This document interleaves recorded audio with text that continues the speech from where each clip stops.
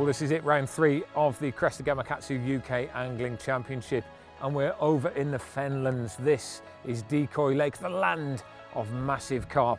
And you know what? There's a lot of them as well. And just look at the weather. It's been blisteringly hot for a week or two. Now it's more like autumn than summer, but that can only mean one thing. Yes, it's carp time, and it suits this venue perfectly.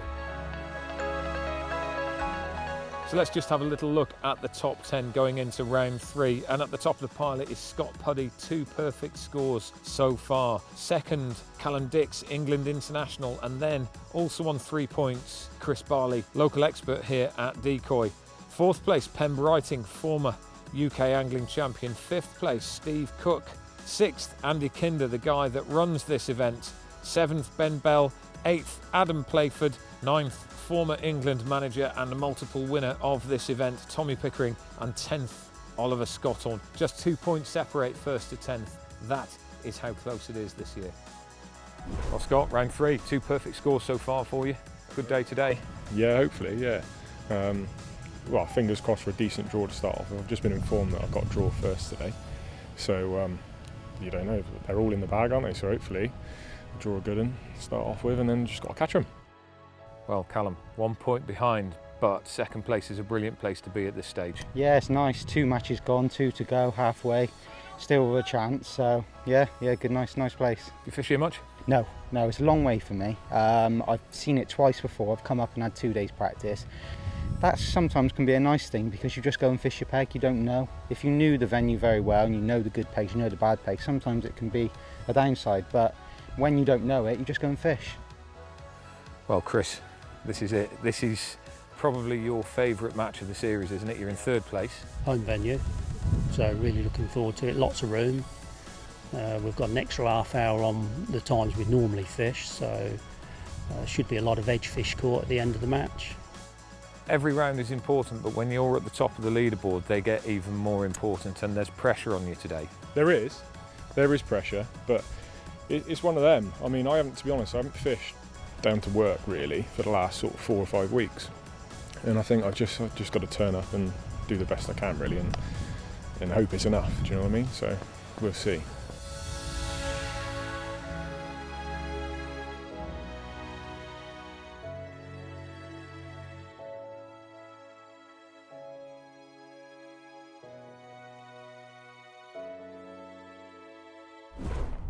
Joining me on the bank today is a man that knows a thing or two about these parts, particularly here. You fish here a bit. Big weights, big weight day as well, I reckon. Yeah, going to be some big weights today, Rob. 250 plus, probably going to be a winning weight. That's massive. Yeah, that's a big weight. But the fishing here, there's lots of F1s, lots of big carp. Someone could put 100 pound in their net in 40 minutes on this lake.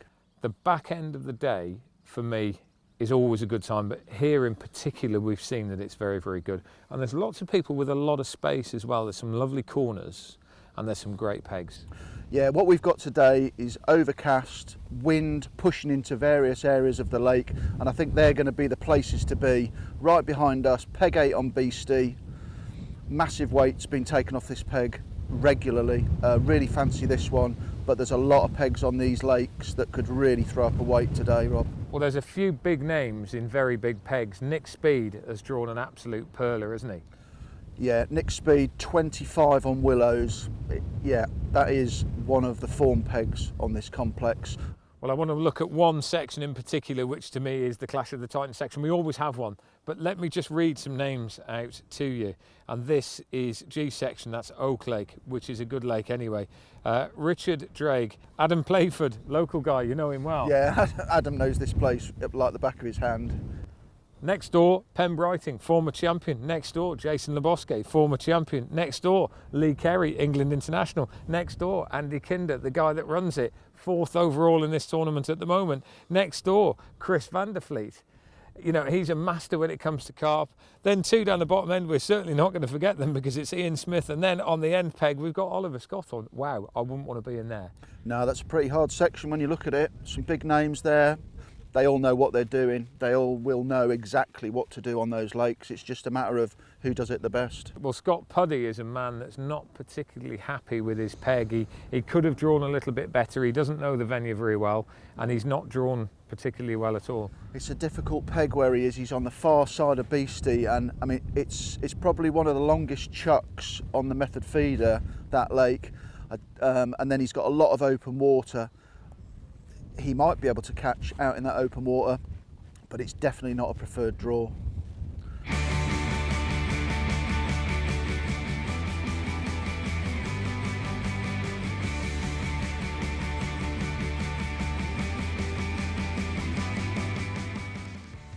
Draw's been done. It has. How do you feel? I don't know, Rob, to be honest with you. I spoke to the locals at the start, and a few of them sort of give it a bit of a grimace. But I don't know, there's plenty of fish in front of me. I've got a nice method chuck, lovely edges. So I'm just going to go there sort of and hope, really. It's not all doom and gloom ever, is it? No, it's not, because you don't know. It's a new venue for starters, so I've come here with not high hopes, but thinking that if I can catch a few, I don't think I'm going to beat Andy Power on what is classed as a screener. So he's going to be really hard to beat. So I think midway in the section, I'll be really happy with that.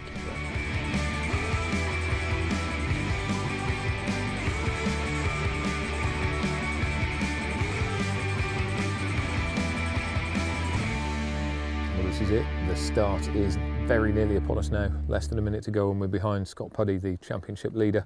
Cup and kit in hand, ready, as will everybody else be, to get some bait in. And there it is, the start of round 3. Conditions have dried up a little bit. There was a fairly hefty amount of rain in the half hour just before the start hooter. Everybody, of course, is waterproofed up, but it does dampen the spirits somewhat. And he's cupped in on the short line, top 5. And it looks like it's going to be the feeder out to the island, which will be the starting tactic. Needs a good result today, this man. Very, very tight. Between 1st and 10th place, just 2 points separate. But there are certainly a lot of fish around at the moment. We're seeing carp showing. Just down to Scott's left, there's a lot of F1s just down there in the margins. But really, if you're going to get anywhere today, it's going to be a carp day. So he started off on 3 different lines there. Feeder out to the island as the main line. He's just flicking a little bit of bait down to that left-hand edge, and he's cupped a fair bit on the top 5. Yeah, I mean, Scott's going to have 3 distinctive lines today. Standard fare on this lake is to start on the method feeder when you've got that chuck to the island. So he should get some bites over there, but he potted in at about 4 metres straight in front of him, and he'll probably fish hard pellets on the deck there. And then he's fishing down, or he's throwing bait down the edge to his left, and that's where he's hoping to catch a lot of fish later on. Interesting, he's starting bait in his edge line right from the beginning of the match as well. Well, before the match he was just telling us that there's fish there already. It's just getting those fish there, confident and willing to feed properly, and that's the big decision he's got to make, is when he's going to go there. Well, there's a very quick change there, Mark. He's had 1 cast out towards the island, but he's been distracted by those fish just down to the left-hand side, and he's just whispered over to us that he can't resist a look. No, he's going to have a look, you know. I mean, if they're swirling there, they're willing to feed. He's throwing pellets and they're swirling, then he might as well have a look. I'd expect this would be a fairly quick I think bite. he's had a bite straight away. Right, Well, so that's look not at what that, he would you wants. believe it? It's a rudd or a roach. But I think it's just a matter of sticking at it. And keep feeding. Eventually, when those bigger fish turn up, then they'll just push all those little fish out. Well, this is a man that's going to cause an upset today without any shadow of a doubt. Andy Power. He's drawn an absolute flyer. It started off reasonably quiet down here, and I thought it would go off like a train, but 12 minutes in, and everybody's starting to catch now. You know, that's the expectation of Decoy, isn't it? You think you're going to hit the ground running and it's going to be a bite straight away, and we're saying, oh, it's a slow start. Yeah, no, it's a bit like that, but that's these commercials, you know, instant fish. I haven't normally got my 3rd rod out in 12 minutes. Yeah. Well, Scott's changed away from going down the edge, back out onto the method on the island, and success straight away. And this is what he was expecting to begin with, wasn't it? Yeah, he saw the fish down the edge. I mean, you know, you've got to have a look for them. But he caught 2 roach, so he's just gonna. There's fish there. We just got to wait for them to settle down. So he's gone straight up back out in the method, hit the bottom. I think count of 20, and it's gone round. So that's the right shape, and there's a lot of these in here as well. Good average size. yeah, you know, I mean, you'd only have to do the maths. 10 of them in an hour, £60 an hour. 5 hours, £300. It never works out like that, Rob, but to be fair, you know, that's the maths, really. It'll give him the confidence to sit on that for a little bit longer.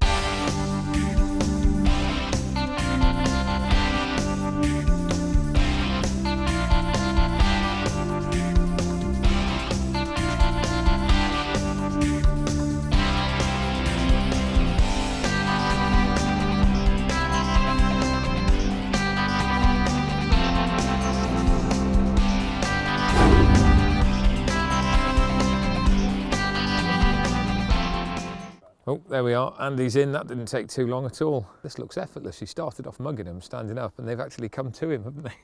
Yeah, the wind sort of... There wasn't much wind there to start with, and he mugged a couple, Andy did, and then he's come on to like a top kitten half of a section, and he's fishing hard pellets on the deck, and I've seen him have 4 in as many puts, and they're not small. Well, that one is, but the others aren't. That's the commentator's curse. That was the commentator's curse, wasn't it? Because all the rest of them have been like £5-6, and that one is like, well, it's still £2. I think that might have It even looked been like a a barbel, barbel. Yeah, I didn't was it? just going to say it might have been a barbel. Yeah, Pete Bailey's on the money there, look. And that's going to be a problem. I think, you know, Pete's a very, very capable angler, and he's going to be a problem for Scott because there's a good chance he could take a point off him. If Andy takes a point off him as well, then, you know, he's going to be up against it. We haven't seen much more around the rest of the section, but today is going to be the tough day that Scott Puddy was expecting. Yeah, it's going to be hard because Pete Bailey's got a lot of water to his left, and he's got a lot of room there, Pete, and Scott and Pete are just going to go fish for fish off fancy, and that's going to be quite a close race.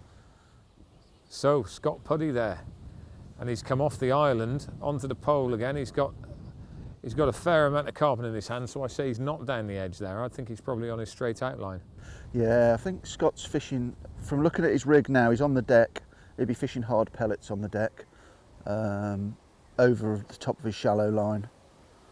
And he's fishing that about 13 metres. But that looks a good fish that Scott's got on. And he's now just trying to get a bit more purchase on it by standing up. As there comes a time on these puller kits, there's only so much you can pull. There it And he's got it. Yeah, and that's a good 6 or 7 pound fish. So if he can line a few up there, then he can do a bit of damage. He's got his work cut out because Andy Power's in yet again. This is where Andy's really good though. He knows it's worth nothing if he doesn't land it, so he just takes his time. And a lot of anglers will start getting sort of anxious now and start pulling too hard. Fish comes off, worth nothing. He's just trying to get it up on the top. There it is, and netted, bang. That is a proper fish.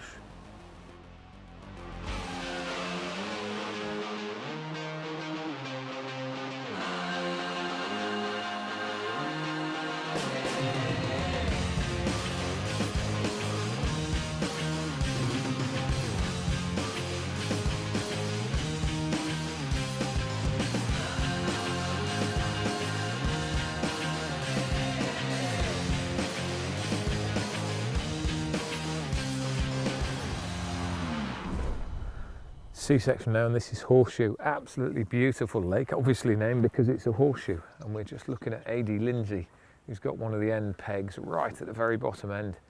Great bit of water, this pads out in front of him, lovely margin, and he's catching a few fish at the moment, Mark. Yeah, he's fishing right down in the corner to his right hand edge, and you really fancy both these two end pegs. Look really good, but quite different, because on the one on the right has got the wind, and then A.D.'s peg is pretty much flat calm down his edge. So but that looks a nice fish he's got on there. This is the third one we've seen him catch in the last 10 minutes, so it could be a really big weight build. And you know, this lake, it's a funny one. It wasn't on the top of everybody's radars last year, but it actually produced the winner last time the UK champs was here. Yeah, I mean, it's a nice lake to catch a lot of fish quickly here. A lot of people fish shallow against the pads, but Ady's decided to go down that edge and he's catching some nice fish. Strangely, I thought Steve Cook would catch a lot of fish where he is because he's got loads and loads of room. But I've just had a chat with him, he's had 3 fish and that's it. But this is a proper fish. That's a big carp, that is cool. I'd be very happy with that one. That's a great fish. Oh look yeah, at that's that. a proper tail. That's a landing net breaker, that one. Yeah, that is. He's going to have to got grab. it. Yeah, that's 12 pound all day.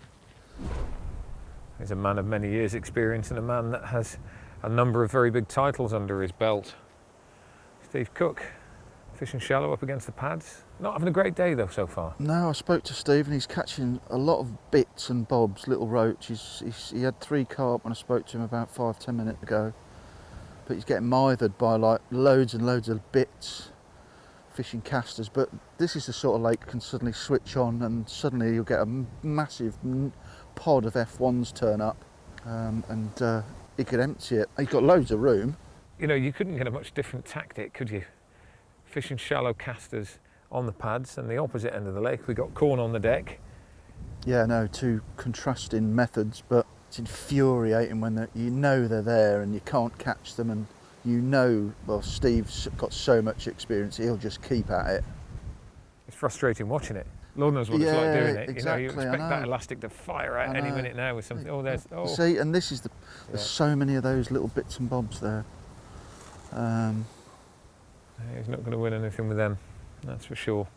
Well, Ian Dunlop's steadily trotting away up there at the moment. Every 2 or 3 minutes he's getting a bite. Every 3 or 4 minutes he's landing a fish. And they're not massive, but it's a really, really easy match, and it's surprising actually how many people are fishing quite short directly in front of them. Just top kits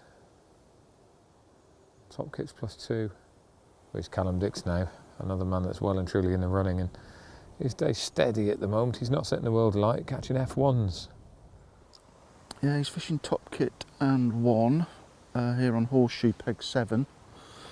He's got Lee Cox and Ian Dunlop either side of him, and Lee Cox is fishing long. Ian Dunlop's fishing really short, just fishing a top kit, and he's had a few. And Callum's just gone that little bit further, and he's catching F1s, but there's not an awful lot happening.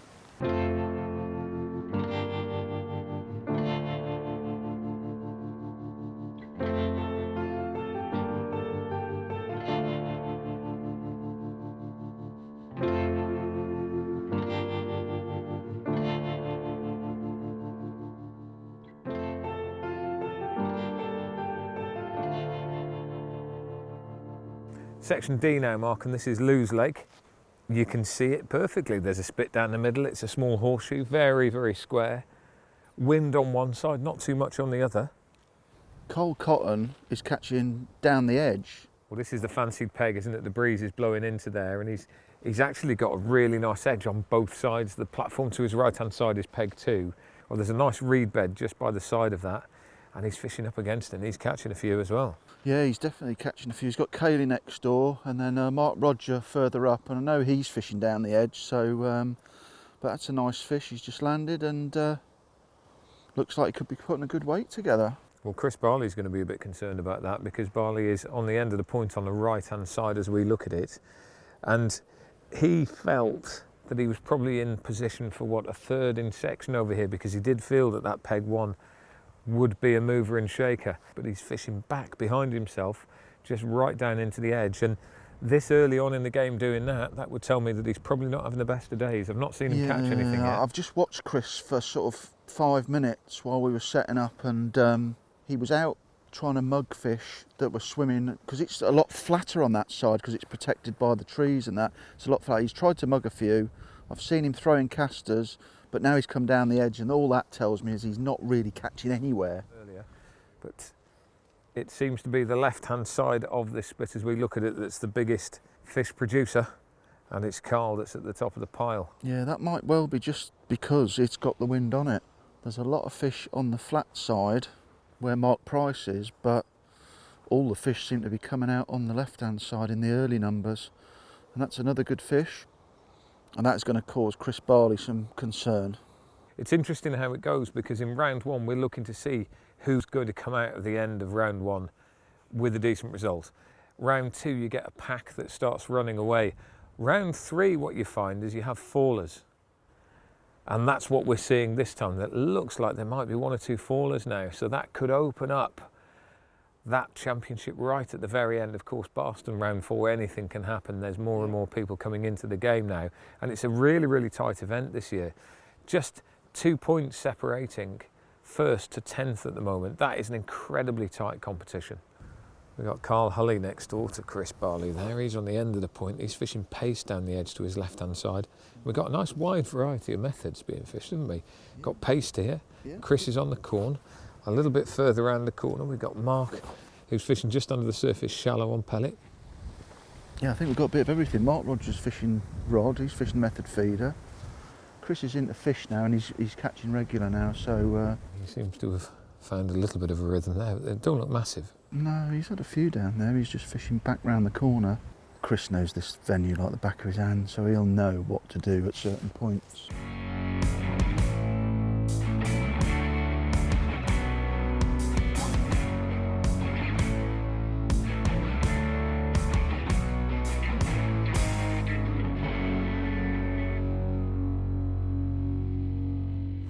Well, this is a bit of a fish race now. Look at this. We've got Craig Edmonds in the purple just below us here, and to his right, Nick Speed. And they are literally fish for fish in a race to win the section. Yeah, 2 completely different methods as well, and 2 completely different pegs. We've got Craig Edmonds, who's fishing shallow against the aerator, and just throwing what I presume are casters. We can't really see, but I would think he's fishing casters shallow. And then we've got Nick Speed, and he's fishing the method on the rod and line across into the little gap in front of him, and he's catching well.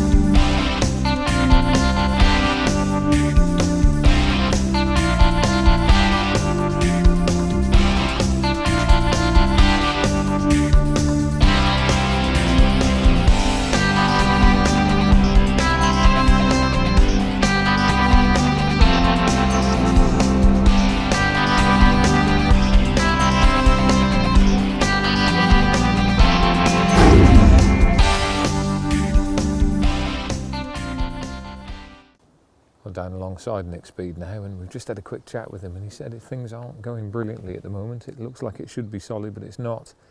But he's picking a few fish up.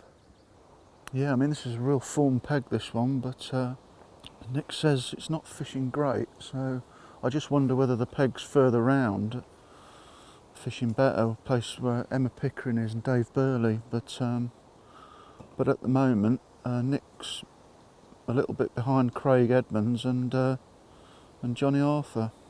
Well, game on for Craig Edmonds. Just look at this. Every time we turn our back and look around the pond somewhere else, he's in yet again.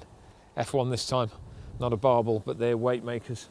Yeah, easy to catch, sort of £2 a pop, so easy to land. They don't cause you too many problems. The barb will cause you a few problems, but this is he's got it spot on at the moment. Craig, he's catching really well.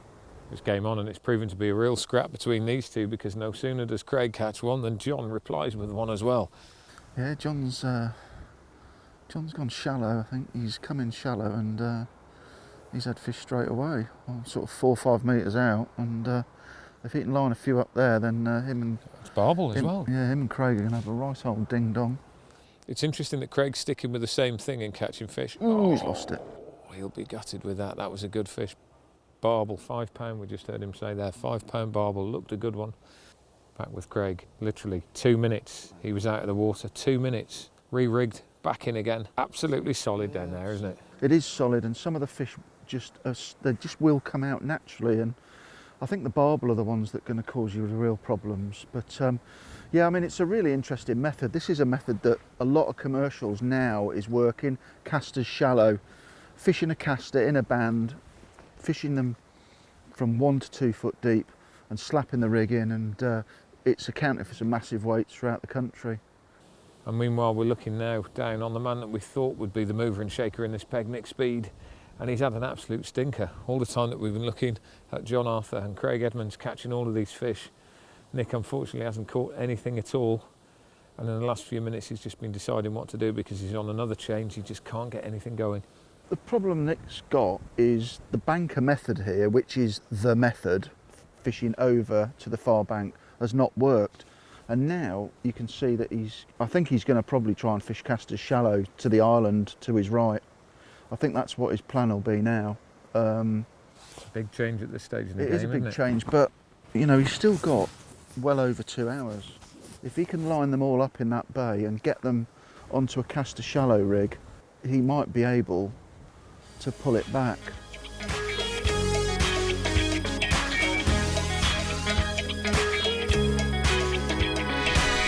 Halfway stage of the game here at Decoy for round 3 of the Cresta Gamakatsu UK Angling Championship. It's been really interesting so far.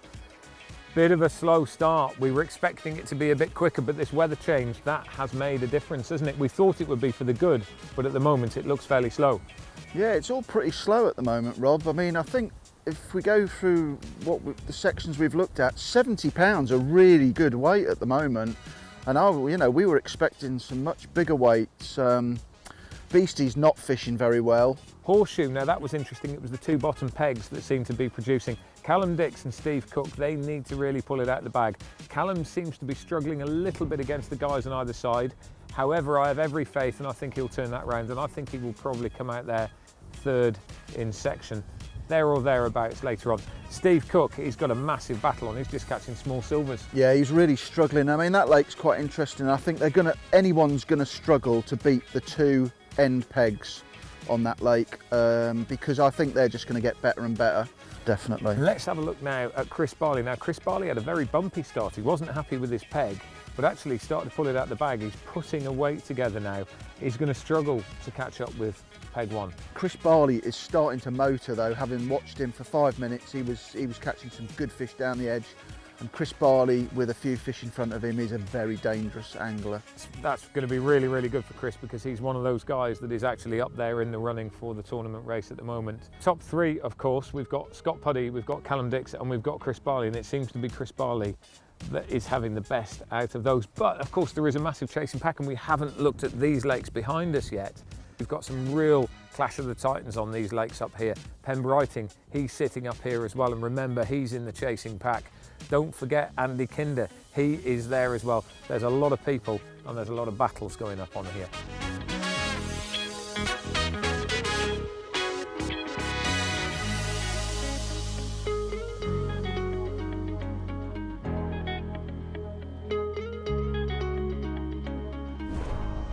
Well, this is Oak Lake, and this is the one that we're classing as the Clash of the Titans. There's always one section that has a massive number of big names in it, big hitters, and this week it's this one. Here's another one of our top 10 anglers. This is Adam Playford, regular down here at Decoy, knows the lake very, very well. And it's very interesting tactics-wise now, because word's starting to get around the whole complex that it's not fishing as well as everybody expected at the beginning in the early stages. And what that means is that some of the guys that perhaps have been a bit cautious will now throw caution to the wind and speed up a little bit. And speaking of the wind, you'll probably be able to hear it across our microphones. It's got really, really windy. The rain has stopped. Oh, that's a big fish. Just look at that. Oh, get in there. Is it going to go in? No, it's going out backwards. Is it going in? It's in. He's got it in. That is an absolute tank. That's 10 pounds. Every single day of the week, if not more than that. That's probably more like 12 to 13 pounds. That is a massive, massive capture there for Adam Playford. Wow, what a result that is. Chris van der Vliet over there at the moment playing a fish, and he's a very, very steady angler. Been in the UK Champs 5-6 years now.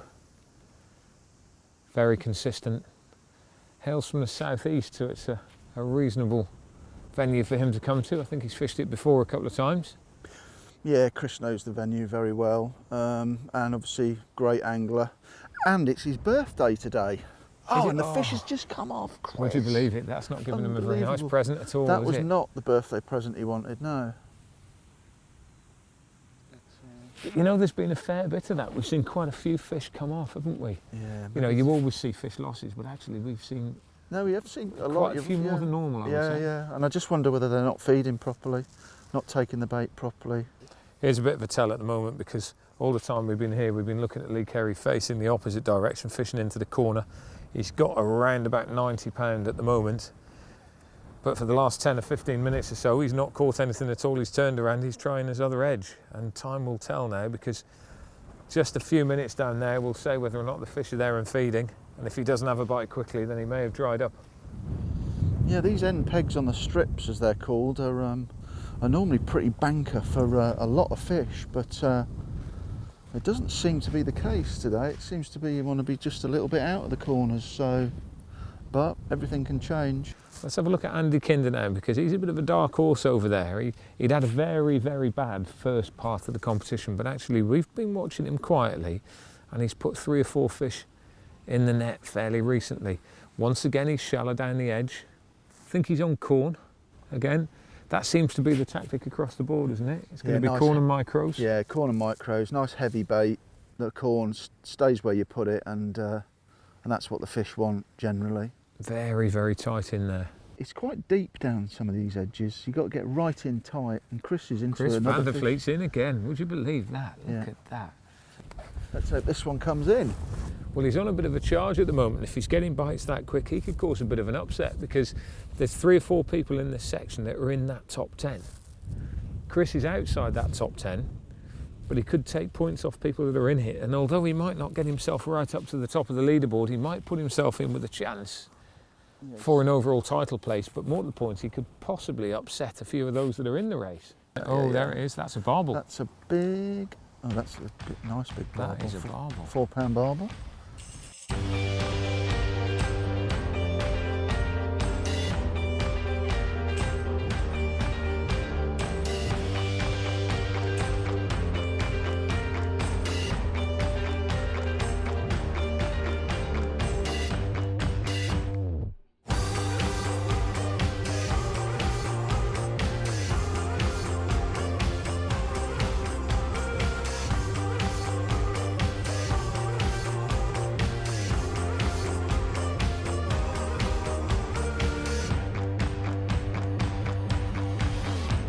Well, we're back looking at the man that's going to cause our race leader, Scott Puddy, some damage, and that is Pete Bailey, and he's had an absolute flyer all the way through. Looks like he's winning the section. Yeah, peg 23 on Beastie. I've just spoken to him. He reckons he's got 80 pound to a ton, and he's just catching quite simply long pole, hard 6mm pellet on the deck and catapulting very few pellets over the top. But he's got fish in front of him, and that's the third fish I've seen him catch since I went up and spoke to him. He's been very steady all the way through, hasn't he? And this is now the time where everybody's going to try and put their foot down a little bit. I mean, I think the information that I had was that Pete Bailey's got about the 80 to 100, Andy Power's got 60, 70 possibly, and Scott Puddy is really struggling. Just had a chat with him, can't catch on anything, has got very little basically. We thought that was going to be the case right from the off. You know, there was a bit of hope there. Pete Bailey's just about to put the net under his fish there. That's another nail in Scott Puddy's coffin, unfortunately. Yeah. However, the only thing that goes in Scott's favour at the moment is the fact that almost everybody else in the top 10 is having a bit of a nightmare.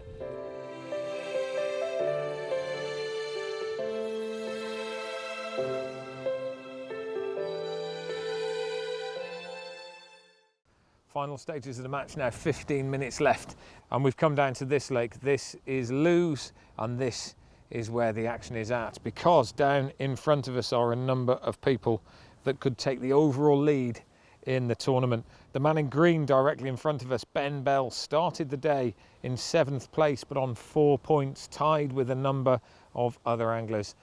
And we've heard, whilst we've been away, that he's had a really, really good day so far, and it sounded like he may well be leading the match overall.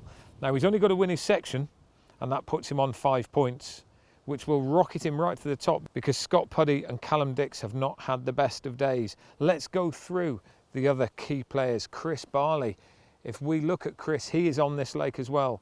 He is 3rd at the start of the day, 3 points. He needs 1st or 2nd in section today. If he can get that, that will put him well and truly at the top of the pile. It's been a tough day for everybody, but as we look at Ben Bell, he's playing yet another fish.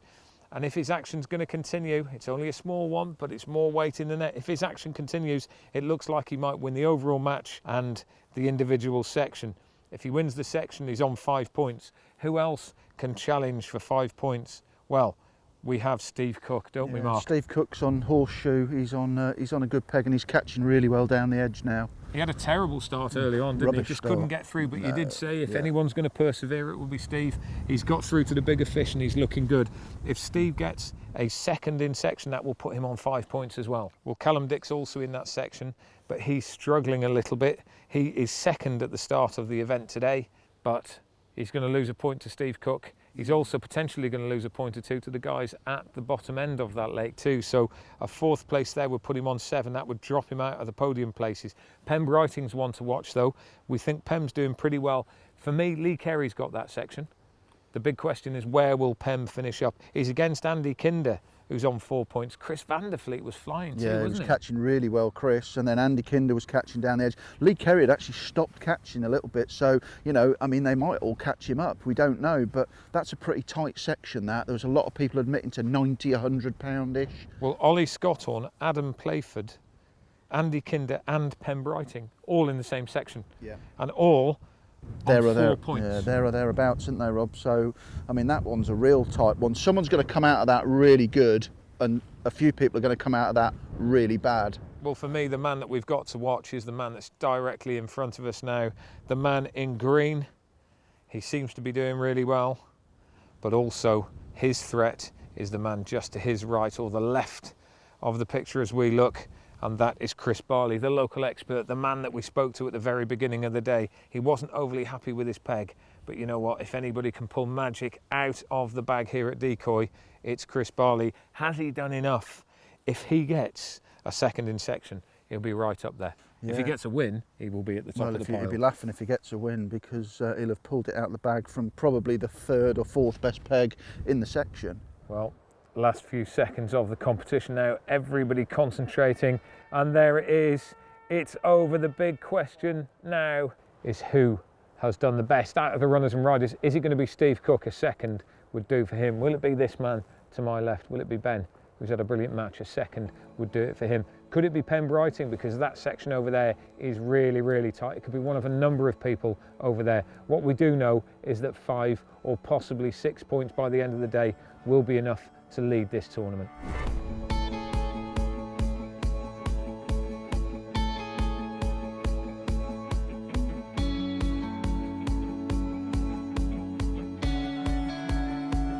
One way gone already, £145 9 ounces for Mark Price. So Chris Barley, third way. 59.12 on the score so far. 35-1. 35.1. £94 13 ounces so far.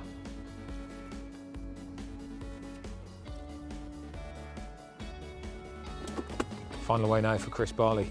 145.09 to beat, 94.13 on the score sheet so far. £20 9. That makes £115 6 ounces. Second in section at the moment, 115.06. Well, Carl Hulley's going to cause an upset now because he's got the thick end of £90 already on the score sheet, and there's another decent net of fish there, and that's going to take a point off Chris Barley. 44.13, he's passed him. Chris Barley now third in section. Carl Hulley, when he weighs these in, is going to take the overall section lead. £26 9 ounces. We have a new section leader, 161.01.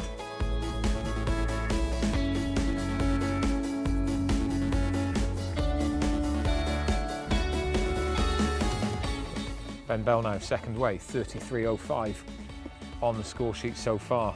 Another 30 something pounds to go on as well. 31-13. 31.13. Of course, Carl Hulley and Mark Price have already put decent weights on, 145 and 161.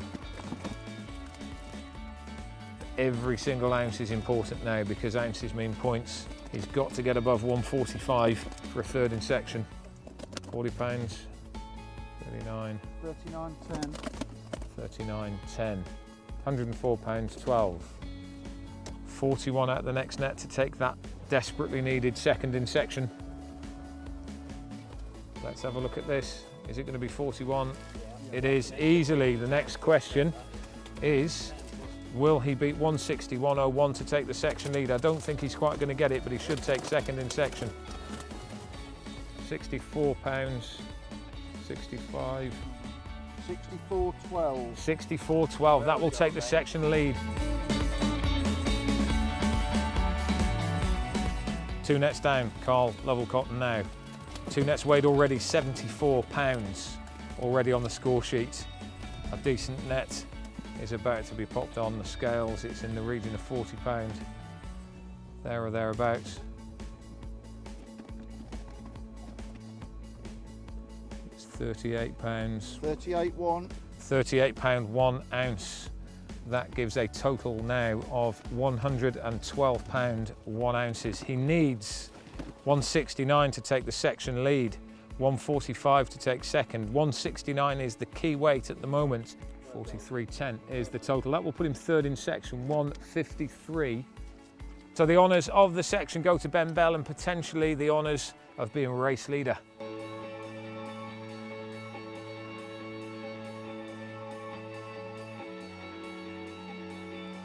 So honours on the day, Steve Rothery, Mark Fox and Richard Bacon taking first, second and third overall with some absolutely fantastic weights. But of course this is all about the tournament. And as the scores came in from around the ground, we found that Steve Cook had turned it around and won his section to take pole position, 4 points. Ben Bell, 5 points. Oliver Scott on 6, that's first, second and third. But just look at the chasing pack on 7 and 8 points. Big names. And this is going to be an absolutely gripping finale to the Cresta Gamakatsu UK Champs 2019. Well, mate, that was a masterful performance. When we saw you earlier on, you were struggling a bit, but you've turned that round. Well, you know, a match is 5 hours, and when you come, I'd got a plan to try and catch shallow to start with, and it just wasn't happening. There were plenty of carp there, but if you got a carp, it took you into lily pads, or you were roached out. And I never expected coming down there really early, so you had to do something to start your day off. I was a bit disappointed I never caught more than what I did shallow, to be fair. Well, it's a brilliant position to be in, first in the UK Champs going into the last round. Barston takes a few prisoners. You know, Barston's my favourite venue, or one of my favourite venues, but it don't like me. It's one of those places I love going for. I like that type of fishing. It suits me down to the ground, but I either don't draw right peg on right day, or I draw out of it. hopefully this year I'll have a bit of luck and do a good peg and things will go my way for a change. Look, there's a lot of people that would swap places with you. First in the line is better than last in the line. Exactly, I'd sooner be in front trying to pull away rather than being on somebody's tail trying to catch them up. And this competition in a one-off, it's 4 matches on 4 different venues and probably 4 different types of fishing. Today I fished basically all down the edge, and last round it was all shallow, and first round were a bit of everything. So it suits all styles. I've not seen a champion that didn't deserve it yet. Well, I like to think that I'm going to be one of them that deserves it. I've got to win it yet, Rob, and you know, being in front is a good place to be, but being in front when that final whistle goes where I want to be. There's 2 ferocious people snapping at your heels as well, Ben Bell and Ollie Scotthorne, just a couple of points behind. Yeah, well, points are points, you know. They've got to get them points and catch them up, but like I said, Barston is an evil place to some people. As people got in there with 3 and 4 point lead on final day and blown out. And that sort of thing that could happen there. Everybody, there's probably 10 anglers who could still win this going into that final day, because you don't need to lose many points for somebody to do the right thing and perform right on day to take that lead away at final day. Hopefully I shall be doing it right and get some practice in. Well, mate, you've done it right today. Enjoy your moment. Thank you. Thank you. Thanks, Rob. So that's it. Round 3 comes to an end, and what an incredible round it's been. We expect to see people pulling away, but this time we've seen fallers. Riders that look like they were going to be up there that have just dropped out of that top 10. What it means is round 4, Barston, that is going to be an absolute gripper.